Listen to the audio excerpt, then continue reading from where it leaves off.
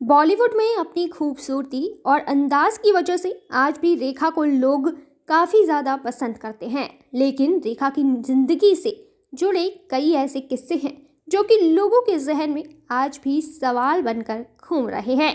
रेखा की शादी नहीं हुई है, पर वह अपनी मांग में सिंदूर लगाती हैं। ऐसे में लोग ये सोचते हैं कि भला वह किसके नाम का सिंदूर अपनी मांग में लगाती हैं।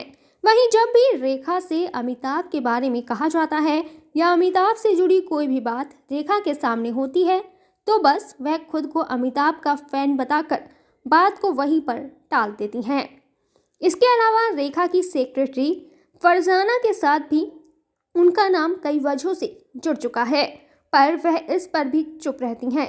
यह सारे सवाल आपके मन में भी जरूर आते होंगे और इन्हीं सवालों के जवाब देने के लिए आज गप्पू ताई आपके लिए हाजिर है। और आज जानेंगे हम कि आखिर रेखा के ऐसे कौन से किस्से हैं जिनको जानने के लिए लोग बेहद एक्साइटेड रहते हैं। बाय द वे, आपको रेखा की कौन सी फिल्म पसंद है कमेंट में ज़रूर बताएं। पर गप्पू ताई आगे बढ़ती है और आपको बताती है कि क्यों रेखा को लेकर लोग हमेशा कश्मकश में रहते हैं। जी हाँ, एक वक्त था जब विनोद मेहरा को रेखा का पहला प्यार बताया गया था, तो कभी पहला पति भी विनोद को बताया गया था। हालांकि रेखा ने इन सभी बातों को झूठ बताया है, पर फेमस पत्रकार यासिर उस्मान की किताब रेखा एन अनटोल्ड स्टोरी में रेखा और विनोद मेहरा की शादी का जिक्र किया गया है। यासिर उस्मान ने अपनी किताब में लिखा है, रेखा ने विनोद मेहरा से शादी की थी। यह दोनों की पहली शादी थी, मगर दोनों ही इस शादी का जिक्र कभी भी नहीं करते हैं।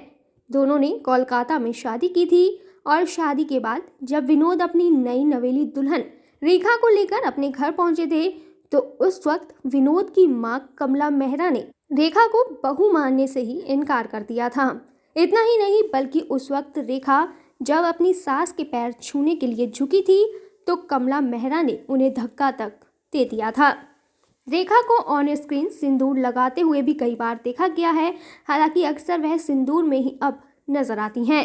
तो ऐसे में आपके जहन में ये सवाल तो ज़रूर आता होगा कि भला रेखा बिना शादी के किसके नाम का सिंदूर अपनी मांग में लगा रही हैं। मगर रेखा ऑफ स्क्रीन भी अपनी मांग में सिंदूर लगा कर रखती हैं, यह भी एक सच्चाई है। जी हाँ, रेखा से जब भी उनकी मांग में लगे सिंदूर के बारे में पूछा जाता है, तब वो ये बताती हैं कि उन्हें सिंदूर लगाना अच्छा लगता है।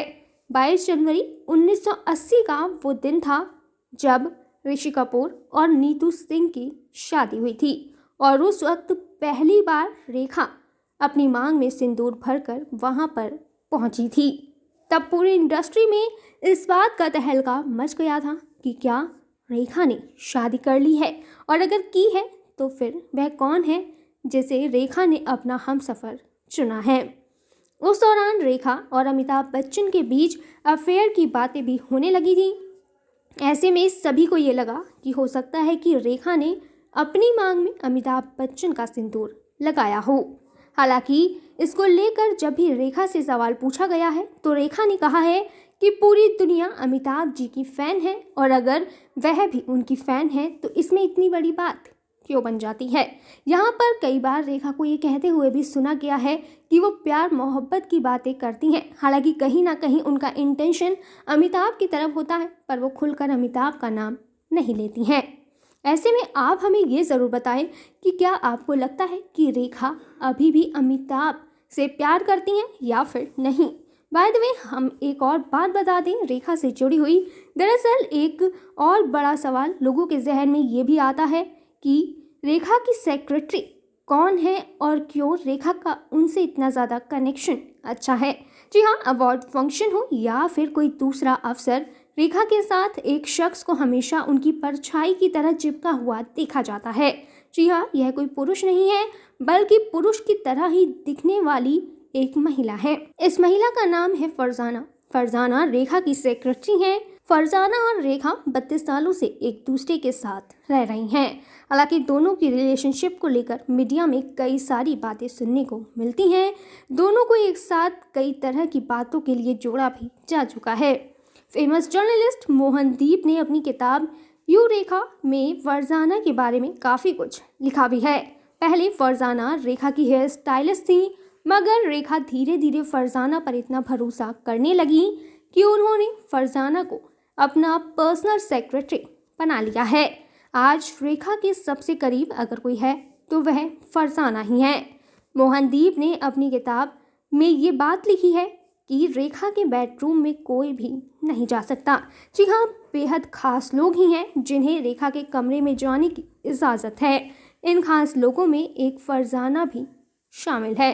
इतना ही नहीं बल्कि इस किताब में यह भी लिखा है कि रेखा के कपड़ों को सिलेक्ट करने से लेकर फ़ोन पर रेखा को कब किससे बात करनी है और किससे नहीं करनी है, इसके बारे में भी फरजाना ही तय करती है।